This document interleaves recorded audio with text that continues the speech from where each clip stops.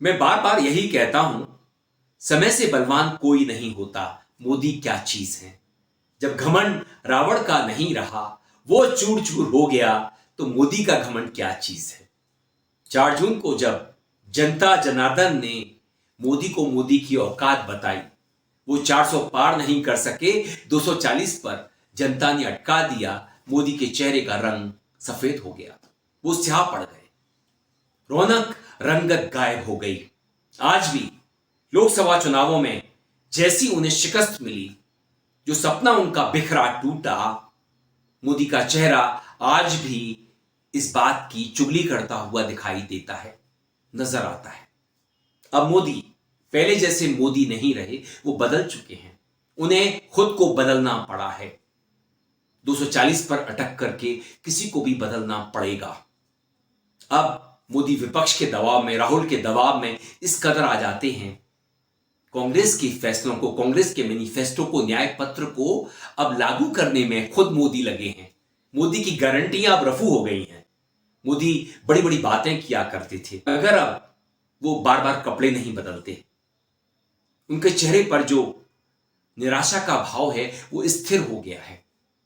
जिस तरह से वो अपने फैसले खटाखट पलटने में लगे हैं। अगर आप गरीबी रेखा के नीचे हो, आपके बैंक अकाउंट में हर साल 1 लाख रुपया, 8,500 रुपया महीने का खटाखट खटाखट खटाखट खटाखट आता रहेगा। खटाखट खटाखट को लेकर के, मगर जब मोदी को खुद अपने फैसले, अपने कदम पलटने पड़े, बदलने पड़े, वापस खींचने पड़े और खटाखट खटाखट ये होने लगा। कांग्रेस के शहजादे को पूछो कि गरीबी से कैसे हटती है, तो वो कहते हैं खटाखट खटाखट। शहजादे को पूछो ग्रोथ कैसे होती है, तो वो कहते हैं ठकाठक ठकाठक। तो लोग मोदी का मजाक उड़ाने लगे, उन पर व्यंग करने लगे। सबसे पहले ब्रॉडकास्टिंग बिल को वापस लिया गया, उसके बाद वक्फ बोर्ड बिल को स्टैंडिंग कमेटी को भेज दिया गया, लेटरल एंट्रीज को भी वापस ले लिया गया, विज्ञापन को वापस ले लिया, और अब ओपीएस को नए नाम से ही सही, यूपीएस के नाम से, देखेंगे इसमें क्या खामियां हैं, ले आया गया है। तो क्या मोदी राहुल के इतने दबाव में है, विपक्ष के, इंडिया के इतने दबाव में हैं कि ये इंडिया अलायंस के जो निर्णय हैं, जो उनका मैनिफेस्टो है, उसको ही लागू करना शुरू कर चुके हैं और आगे इसी तरह से वो करते हुए नजर आएंगे। तो जो मैं पहले आपसे उस कहावत के बारे में बता रहा था, पहले तो मियां बाबरे, ऊपर से पीली भांग, कंगना रनौत ने, मनोज तिवारी ने उनके लिए नई आफत खड़ी कर दी है। क्योंकि वैसे ही मोदी बड़े परेशान थे, उनके बुरे दिन चल रहे थे। कंगना रनौत ने किसानों को लेकर के, उनके आंदोलन को लेकर के जो टिप्पणी की है, इस आंदोलन में हत्याएं होती थी, बलात्कार होते थे, किसान ऐसा कुछ करते हैं। कंगना को शायद वो थप्पड़ याद नहीं रहा जो चंडीगढ़ एयरपोर्ट पर एक फोर्स की लड़की ने मारा था। उनकी मां उस आंदोलन में शामिल थी और कंगना ने कभी कहा था कि जो सीए का आंदोलन था उसमें 100-100 रुपए देकर के महिलाओं को बिठाया गया था। तो कंगना भूल गई उस थप्पड़ की गूंज को और वो किसानों को लेकर के ऐसी टिप्पणी कर गई जिसके चलते मोदी के लिए, अमित शाह के लिए आफत खड़ी हो गई है। वो हरियाणा में कैसे घुसेंगे? बीजेपी वहां पर पहले से परेशान है। खट्टर ने वहां पर जिस तरह से राजकाज चलाया हरियाणा में, अब बीजेपी मुंह दिखाने लायक नहीं रही। ऊपर से कंगना ने ये स्यापा और कर दिया। आई थिंक एक इनको वास्तविकता पता नहीं है, बड़े ही एक सॉफ्ट वर्ल्ड में रहते हैं। तो जो बांग्लादेश में हुआ है ना, वो यहाँ होते हुए भी देर नहीं लगनी थी। अगर हमारे इतने शीर्ष नेतृत्व जो हमारे इतने सशक्त नहीं होते, यहाँ पे जब फार्मर्स प्रोटेस्ट हुए, वहाँ पे लाशें लटकी थी, वहाँ पे रेप हो रहे थे, और जब वो किसानों के हितकारी बिल जो वापस लिए गए थे, तो पूरा देश जो है वो चौंक गया था। और वो किसान आज भी वहाँ बैठे हुए हैं। उन्होंने कभी सोचा ही नहीं ये बिल वापस होगा। वो बड़ी लंबी प्लानिंग थी जैसे बांग्लादेश में हुई है।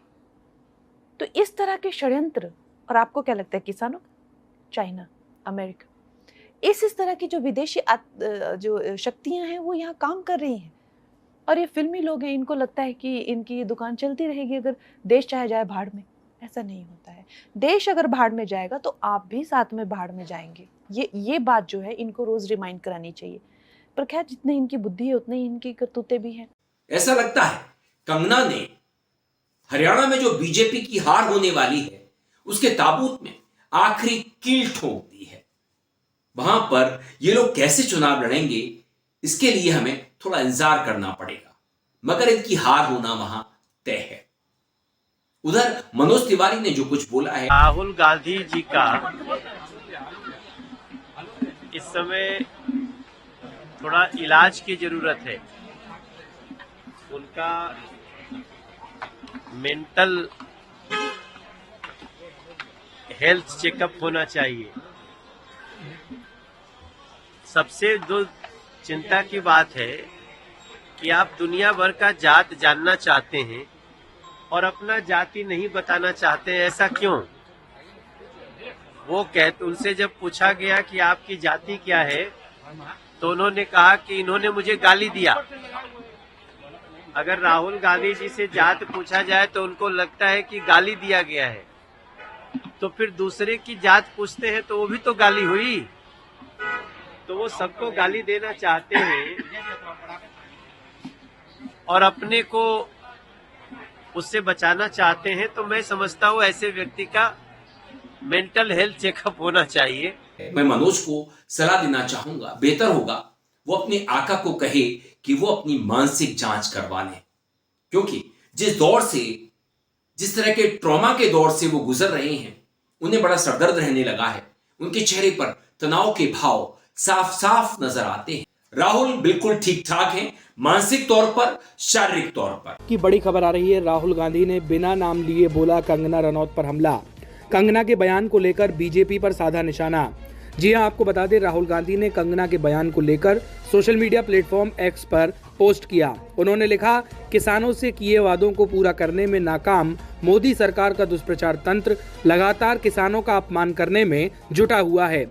राहुल ने आगे लिखा, 378 दिन चले मैराथन संघर्ष के दौरान 700 साथियों का बलिदान देने वाले किसानों को भाजपा सांसद द्वारा बलात्कारी और विदेशी ताकतों का नुमाइंदा कहना भाजपा की किसान विरोधी नीति और नीयत का एक और सबूत है। ये शर्मनाक किसान विरोधी बोल पश्चिमी उत्तर प्रदेश, हरियाणा और पंजाब समेत पूरे देश के किसानों का घोर अपमान है, जिसे किसी भी सूरत में स्वीकार नहीं किया जा सकता। किसान आंदोलन वापस लेते समय बनी सरकारी समिति आज भी ठंडे बस्ते में है। एमएसपी पर सरकार अपना रुख आज तक साफ नहीं कर सकी। शहीद किसानों के परिवारों को किसी भी तरह की राहत नहीं दी गई और ऊपर से लगातार उनका चरित्र हनन जारी है। अन्नदाताओं का निरादर और उनके मान सम्मान पर हमला करने से किसानों से किया गया मोदी सरकार का धोखा छुप नहीं सकता। नरेंद्र मोदी और भाजपा कितनी भी साजिश कर ले, इंडिया किसानों को एमएसपी की कानूनी गारंटी दिलवा कर रहेगा। अगर कोई किसी का हाल बिगड़ा हुआ है, किसी की मेंटल हेल्थ खराब है, तो कंगना, मनोज तिवारी, स्मृति ईरानी के आका की, अनुराग ठाकुर के आका की। राहुल तो अभी कश्मीर गए, जिस तरह से उनका वहां पर अभूतपूर्व स्वागत हुआ, जैसे उन्होंने वहां जाकर के तकरीरें दी, भाषण दिए, लोगों से चर्चा की। Hello. How are you? How are you? It's nice to meet Hello, you. sir. It's a dream come true. Hello, sir. Hello. Hello, how are you? How are you, sir? I always like coming to Kashmir. How are you, ladies? Yeah, fine. So, what do you like most about Kashmir? I like the relationship I have with the people. I like the place always. People admire you here. People here are having such a hard time Yes. and, struggling, and I feel bad. So, if I can do something for that, little bit, then I try and see if I can. Of course, it's beautiful also. How does the situation here disturb your plans? Does it stress you out? You It feel stresses worried? a You lot. feel disturbed? How? I never wanted to continue my studies here because it's so depressing. I wanted to go outside, but then my parents didn't let me, so I had to stay here. But political science, I wanted to do it. I was passionate about it, so I did it. But my experience with political science studying political science is what they teach you in university is nothing to do with The real politics. nothing. Like it's just nothing. They are in some other world. That's the sad part. And the politics is in some other world. That's the sad part. International relations as well. Yeah. From which one? Harvard? From Harvard University. Then after that, Papa died. So then I had to go to Rollins College. And then from there, I went to Cambridge University in England. You also did your From your masters? childhood, so you wanted to become a politician, or you had other dreams? Not when I was small. But after Papa died, I felt that I should. I saw Papa's death as someone stopping him from doing what he wanted or what work he wanted to do. So then I got that idea. We say, oh, I want to change that, I want to change that, I want to change that. You don't realize that to change any of that, you have to change this. We also want to be free and chase our dreams. But there's one thing that I try to find happiness in whatever I'm doing. Maybe it's forced. So if I'm doing my work, then I'll try to be happy in that. And then how will I be happy in that? How do you think I'll be happy in that? My work is quite tedious and serious. Because you like it. No, so then I'm like, oh, you know what I'll do? I'll go and meet some Kashmiri youngsters, talk to them. So now my work will become more interesting. So I try, whatever I'm doing, I try to find something nice to do.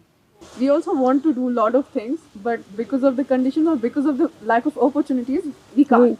Yeah. Like being Kashmiri woman, I know what kind of problems I face. Like we have less literacy rate in Kashmir. Yeah. We have less employment rate, And Like, we have if also we less see representation. Unemployment rate of women in Kashmir, it's 76%. If being a physicist, I see only one female professor in Kashmir. So how do you see the press freedom in Kashmir? I see huge problems with press freedom in Kashmir and in the rest of the country. My view about the Prime Minister, my problem with him is that he doesn't listen to anybody, number one. Yeah. And number two, I have a problem with somebody who from the beginning believes that they're right. Even if he's seeing something that is showing him that what he's saying is wrong, he will not accept that. So then that type of a person will always create some problem with the other. I think it comes from insecurity. It doesn't come from strength. It comes from weakness. No, so how do you're saying that women are discriminated. Yeah, and you're unemployment saying education is backward. limited, backward. I went for an internship to Delhi through a fellowship. When I met there a NLU student, he was from NLU Raipur and he was in his second year. I just shared it with them also. In his second year, it was his 4th or 5th internship. And I was in my 4th year and it was my first internship. And he was shocked. Because herein we don't have any corporate firms, we don't have MNCs, so we lack opportunities, we are far behind them. So that's also a problem here. There are emerging fields like we have corporate law, banking law, sports law or cyber law. So we lack those things. We are not able to explore the new things here. Now you're talking about university, college. I also want to understand how does it work with your regular life, in your home, with your friends. How is it different? The extracurricular activities and sports वो भी नहीं है ना उतना अच्छा यहाँ पे. उसके बाद राहुल तो नायक बन करके उभरे हैं. कंगना ने राहुल के बारे में कहा था कि उन्हें ड्रग टेस्ट कराना चाहिए, तो बेहतर होगा कंगना अपना ड्रग टेस्ट करा लें, अपने चिड्डुओं का करा लें, ये सही रहेगा. दोस्तों वीडियो पसंद आए तो आप इसे लाइक कीजिए, दोस्तों साथियों में खूब शेयर कीजिए, चैनल को सब्सक्राइब भी कर दीजिए, बेल आइकन का घंटी जैसा बटन जरूर दबाइए जिससे कि आने वाले वीडियो की आपको नोटिफिकेशन मिल सके. आपकी प्रतिक्रियाओं का मुझे इंतजार रहता है. मेल आईडी और कमेंट बॉक्स में जरूर कीजिए. नमस्कार.